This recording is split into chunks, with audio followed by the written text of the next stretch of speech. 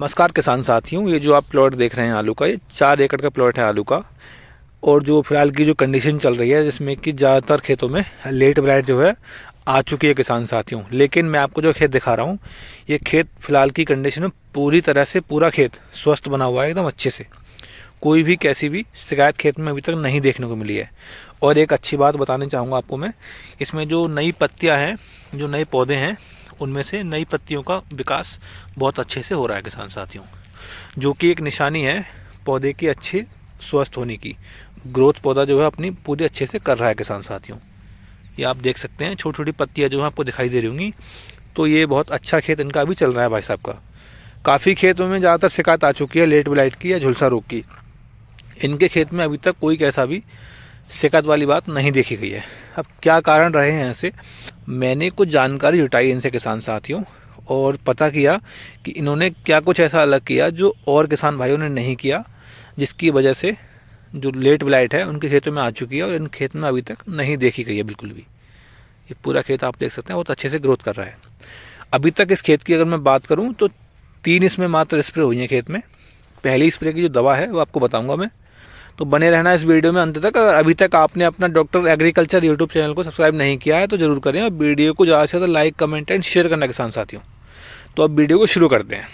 पहली स्प्रे में उन्होंने दवा ली थी, वो बासफ कंपनी की कैब्रिटॉप का इन्होंने इस्तेमाल किया था, फफूंदनाशक का। पहली स्प्रे किसान साथियों अगर आपके खेत में अच्छी से हो जाती है तो जो रोग आने की संभावना है भविष्य में आगे चल के, वो काफ़ी हद तक कम हो जाती है। पहली स्प्रे जो है बहुत ही ज़्यादा महत्वपूर्ण रहती है आलू की फसल में। दूसरी स्प्रे इन्होंने जो ली थी किसान साथियों, उसमें उन्होंने इस्तेमाल किया था बायर कंपनी की जो आती है एंट्राकोल, 500 ग्राम प्रति एकड़ के हिसाब से, बायर कंपनी के एंट्राकोल का। वो भी एक अच्छा फफूंदनाशक है, प्रोपिनैब उसके अंदर टेक्निकल है किसान साथियों, अच्छा एक फंगिसाइड है वो भी। तीसरी दवा की अगर मैं बात करूं तो इन्होंने मुझे बताया कि साहब हमारा खेत सही चल रहा था, तो इसलिए हमने कोई ज़्यादा बड़ा कोई महंगा टेक्निकल नहीं लिया, मात्र अपनी जो यूपीएल की साफ़ आती है सिर्फ उसी का इस्तेमाल उन्होंने अपनी तीसरी स्प्रे में किया था किसान साथियों। रिजल्ट आप खेत में देख सकते हैं, बहुत अच्छा खेत इनका चल रहा है फिलहाल। कोई कैसी भी बीमारी खेत में नहीं दिखाई दे रही है फिलहाल के हिसाब से। ज़्यादातर जो हिस्से हैं भारत के आलू की फसल से संबंधित, उनमें सभी जगह पे लेट ब्लाइट का जो प्रकोप है वो देखने को मिल रहा है किसान साथियों। काफ़ी भाई हमारे परेशान हैं कि साहब सब कुछ लागत लगाने के बाद भी खेत हमारा बैठता जा रहा है, तो अब क्या करें। और इनका जो सबसे बड़ा प्लस पॉइंट रहा किसान साथियों, वो रहा आलू का जो बीज है इनका, वो नया बीज था इनका। तो ये भी काफ़ी हद तक ये बात मायने रखती है किसान साथियों। आलू का जो बीज है हमेशा नया होना चाहिए। बहुत कम ऐसे चांस रहते हैं अगर आलू का आपका बीज नया है तो रोग खेत में आए, ठीक है ना।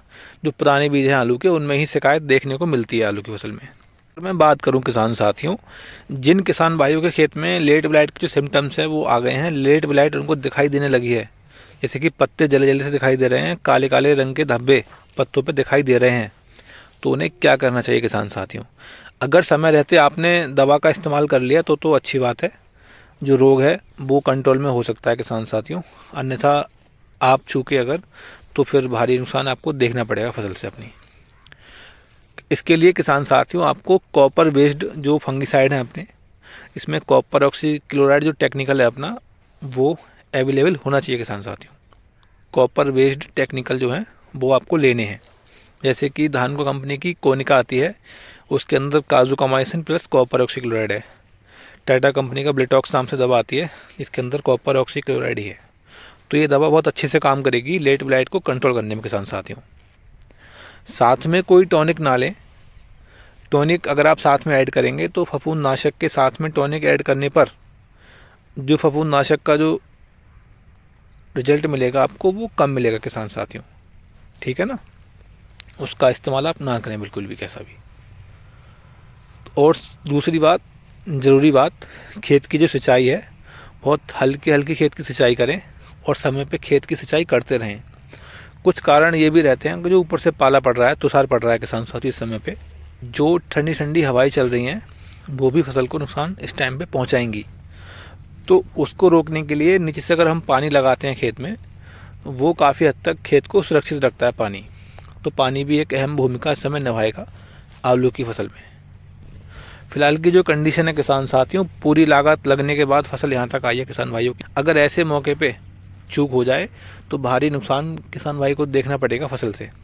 तो ऐसी कंडीशन ही ना आने दें खेत में कि हमें कोई नुकसान झेलना पड़े। बताई गई दवाओं का आप अच्छे से इस्तेमाल करें, और जो तरीके बताए हैं कुछ सिंचाई के द्वारा देखभाल खेत की, इनका भी आप समय समय पे ध्यान रखें, तो आपको निश्चित ही एक अच्छी पैदावार अपनी फसल से देखने को मिलेगी किसान साथियों। आपको मेरी जानकारी अच्छी लगी हो तो वीडियो को लाइक करना और अपने इस यूट्यूब चैनल को आप सब्सक्राइब करें। धन्यवाद।